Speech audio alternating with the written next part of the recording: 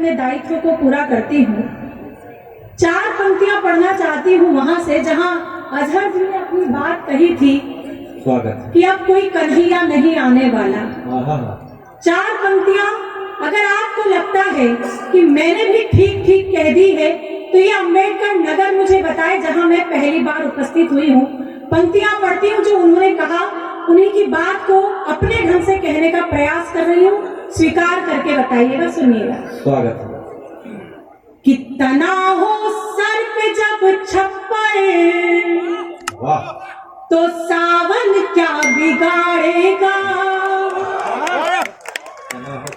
तना हो सर पे जब छप्पर तो सावन क्या बिगाड़ेगा, दुपट्टा हो बदन पे जो दुशासन क्या बिगाड़ेगा। दूसरी पंक्ति पर अगर आपने हस्ताक्षर किए हैं तो चौथी पंक्ति निश्चित रूप से आपके हृदय पर दस्तक देगी और आपके मानस पर भी अंकित होगी, ये मेरा दावा है। सुनिएगा।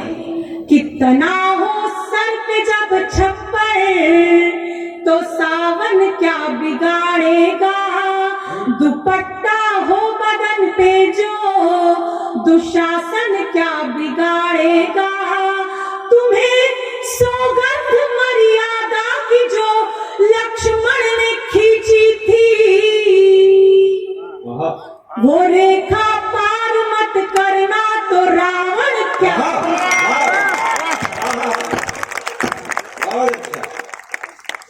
बहुत बहुत आभार, बहुत बहुत धन्यवाद, बहुत बहुत आभार।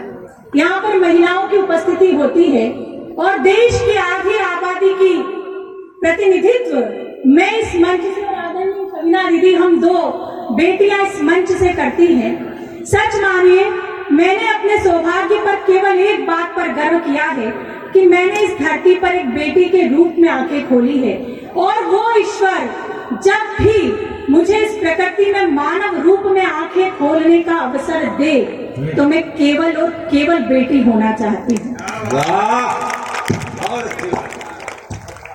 क्यों होना चाहती हूँ? पंक्तियां समर्पित करती हूँ, आप सभी की उपस्थिति को रेखांकित करते पढ़ते सुनिएगा। कि सकल कल्याण की घर में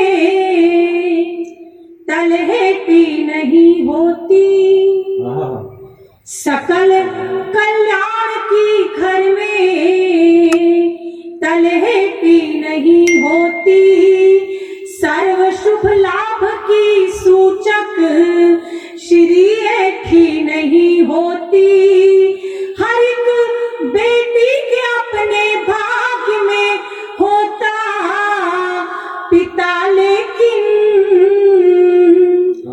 यहाँ हर एक पिता के भाग्य में बेटी।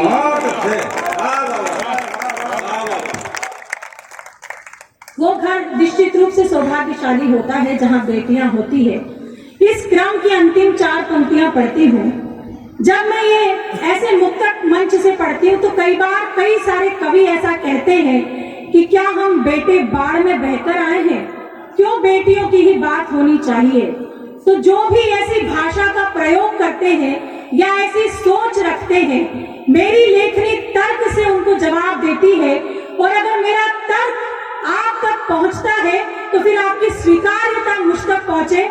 मैं तर्क पढ़ती हूँ कि बेटियों की बात क्यों करनी पड़ती है, कि ना उनकी आंख यूं फिर झील से रेती हुई होती, ना उनकी आंख यूं फिर झील से रेती हुई होती, ना उनमें राक्षसों की भावना बैठी हुई होती, और सिया के अपहरण को कांप जाते हाथ रावण के, सिया के अपहरण को कांप जाते हाथ रावण के, अगर मंदोदरी की कोख से बेटी हुई होती, अगर मंदोदरी की। बहुत बहुत आभार सर, बहुत बहुत आभार, बहुत बहुत धन्यवाद।